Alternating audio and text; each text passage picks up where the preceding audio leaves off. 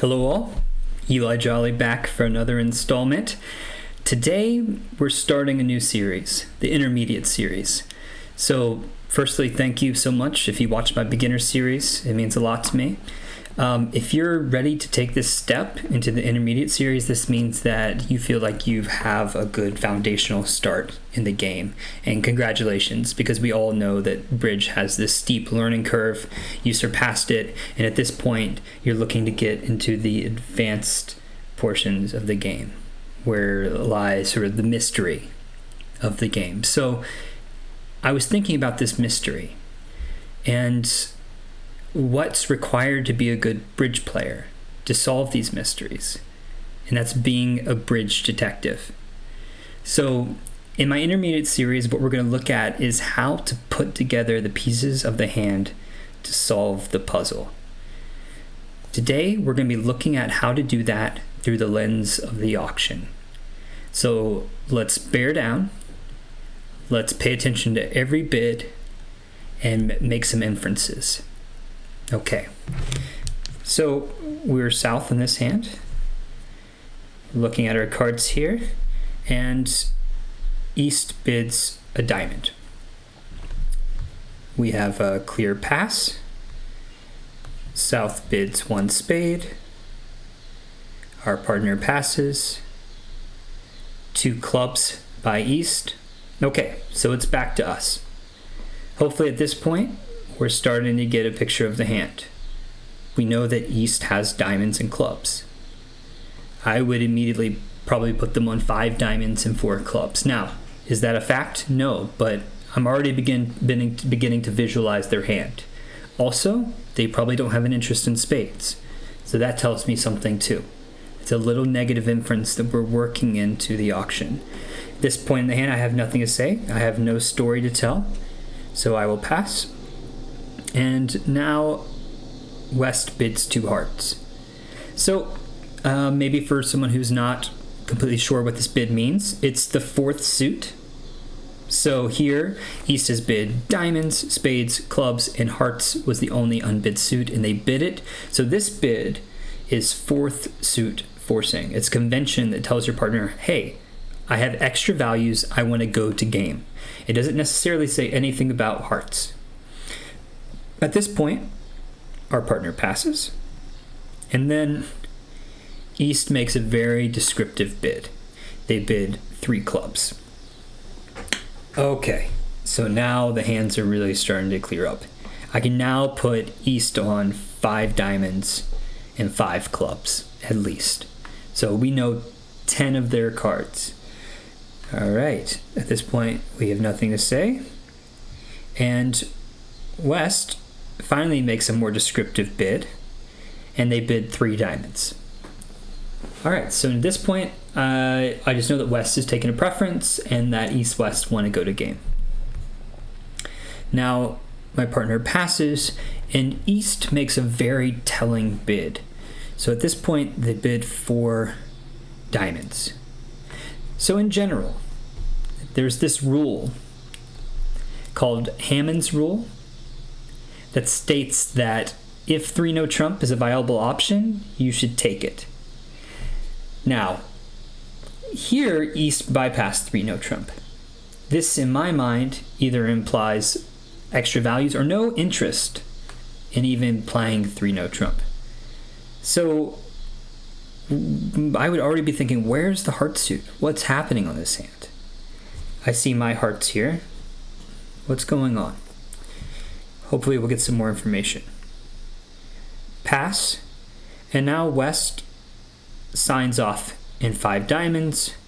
My partner passes, East passes, and I pass. All right, so hopefully I illustrated a few things during that auction. One, I'm putting together the clues of the auction in real time. I'm taking each bid and putting the pieces together so that at the end I don't have to collect all this information. I'm collecting it as I go, so it's more manageable.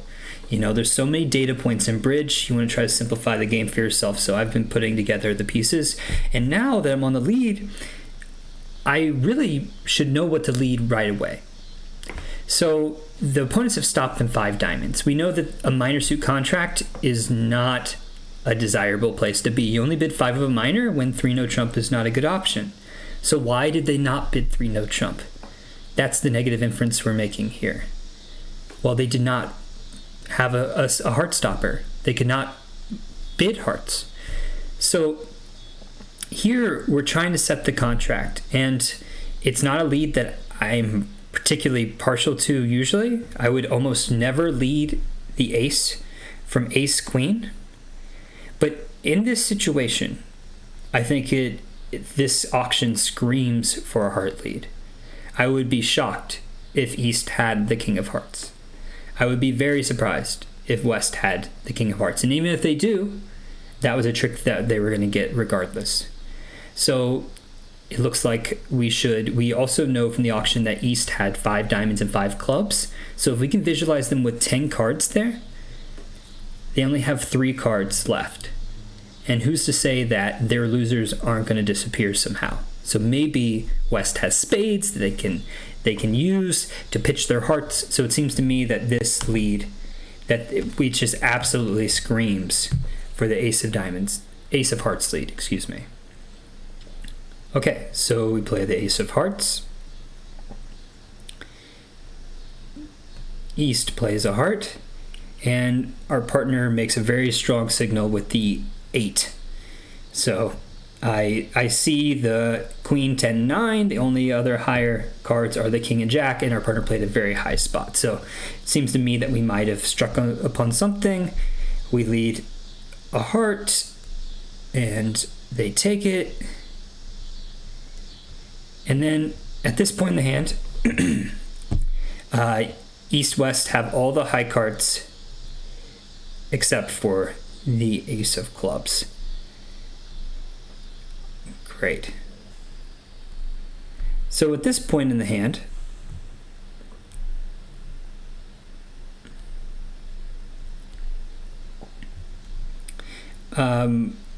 if we show the hands here,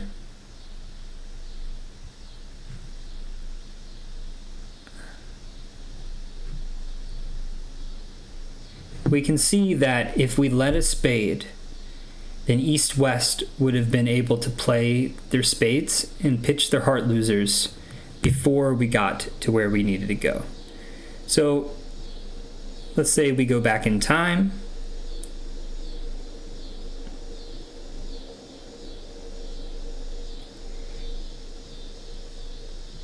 And we don't lead our heart. So this is at the point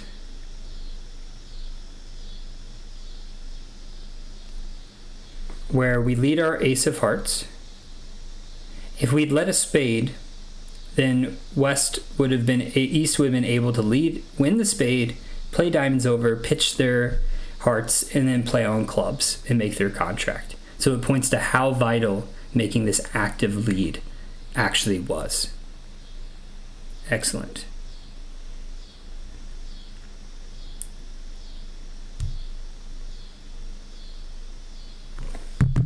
Okay, let's look at our next case.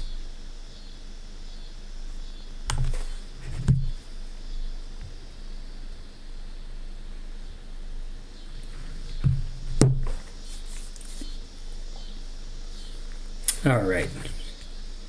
So on this hand, East opens a spade. South does not have an action. West bids 2 clubs, and our partner doubles. So this double here is takeout. So they're in a game forcing auction. So I'm immediately thinking that my partner has a fair amount of length in hearts and diamonds. Now East supports West's clubs, and I now am starting to visualize my partner's hand. My partner's saying that he or she has hearts and diamonds, and West and East have found a club fit. So if we're using our counting, I have 5 clubs. If they have a fit, they have 8 between them. So that means that my partner has 0. Okay, now I'm up to date with the auction, and it seems to me that if that's the case, then I have good length in both of my partner's suits. I need to get in there and tell my partner that we have hearts. Who knows? Maybe we need to sacrifice in hearts. So I went ahead and bid 3 hearts here. And now at this point, West bid 4 spades. And my partner got very excited and bid 5 hearts. Scary auction with both of us vulnerable. East doubled, pass. West decided to pull it to 5 spades, pass, pass. Now to me. So this is a hand I actually played in a tournament, and I was on the edge of doubling it. And I used my visualization here.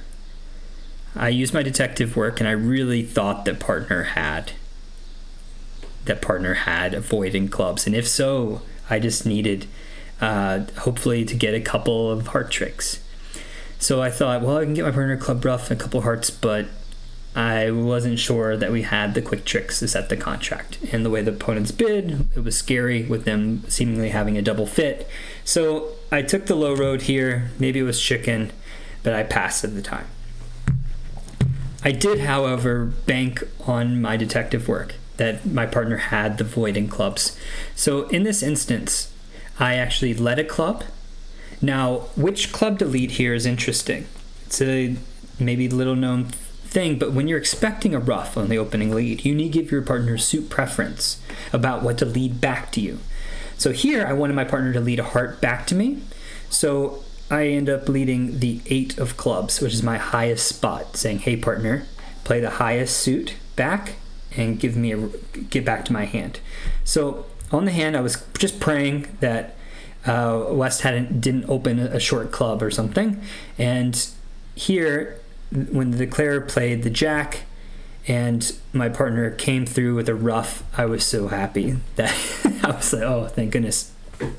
I could have cost us by playing a club there. And then my partner was very alert. He saw my spot and played the 2 of hearts back to me. So in my mind, when he plays the 2 here, they have another trump. And as long as East does not take it and I take my king, I need to go ahead and give my partner another ruff. So this hand played so beautifully. Again, my partner gets a ruff here, and for good measure cashes the ace of hearts. So after the fact, I really wish I would have doubled. It would have been awesome. Actually, it turns out that my partner scored the king of diamonds later because East had a doubleton diamond. So it was one of those funny hands. But them going down 3 gave us a really nice board regardless. So it didn't really cost, but just an exercise of staying present, staying alert in the auction. And then I took an inference from the auction, and I took it and I ran with it, and we got a good board. So, stay alert. There are clues about the lead lingering everywhere. Okay, let's go ahead to the next hand. All right. So this time, West opens the bidding, bids a heart. My partner passes, and now they go ahead and bid 3 diamonds. So this bid here is Bergen. So here the East hand is promising 10 to 11 points, a limit raise, and 4 trumps. So usually when the opponents open and then they limit raise, it doesn't behoove us to enter the auction at the 3 level. But again, I was doing my detective work. I was thinking about my partner's hand and their hands, and I realized that a 3-spade bid here was absolutely called for. Now, there are several reasons for it. Let's go back and review the auction. So West promised an opening hand with 5 hearts. East bids 3 diamonds with saying, partner, I have a limit raise and I have 4 hearts. And I'm looking at my hand and I have 3 hearts. So how many hearts can my partner have? Looks to me like 1 or 0. If my partner has 1 or 0 hearts, then they're going to have length in the other suits almost certainly, unless they have a huge 2-suited hand. And if they did, maybe they would have bid. Maybe they could have bid 2 no trump. Maybe they could have bid spades earlier if they had them. So it seems to me that even though I only have 5 spades, and I don't recommend bidding spades at the 3 level, all of a sudden when you have 5 of them, my partner's almost certainly going to have a fit for me. I would say on average 3 spades, and then on a very good day 4. And there's another inference here. I have 5, 10, 13 points, and the opponents, although they have most of the points, if they have minimums for their bids, say West has 12 and East has 11, that's 23, and I have 13. Okay, so my partners should have something on this hand. I shouldn't be bidding and my partner have a 0 count most of the time if I'm following the law of averages. So we have spades, which is the boss suit. So it could either work out that I can push them to 4 hearts, which might be a good thing, or we can buy it in 3 spades, or as what happens on this hand, after my 3-spade bid, West passes, and my partner very smartly goes to 4 spades. Pass, pass, pass. So we won't get too deep into the play here, but I will go ahead and show you all of the hands here. So if we think about the way this is going to be played, I have a diamond loser, heart loser, and it looks like I can either trump I need to trump some hearts, but I can also take the spade finesse. So on this hand, I'm going to make 4 spades. So even though we don't have, it is technically their hand in terms of who has the most high cards, because of my partner's perceived distribution, I was able to get in here and make a good bid at the 3 levels. So another tip I'll have for you guys, as you're doing your detective work, you should always sort of be leaning forward, trying to get in the auction. Look for places to get in and look for places to make those great inferences. Do that work. Stay with every little clue. And if you put all that picture together completely, it would be so satisfying for you. So I thank you guys again for watching. I'm going to be making several more of these along the same lines. This idea of being a bridge detective, we'll be looking at how you guys can improve your thinking during the auction and then later. Thank you guys so much. Please like and subscribe on YouTube, and keep enjoying the game. Happy bridge. Bye.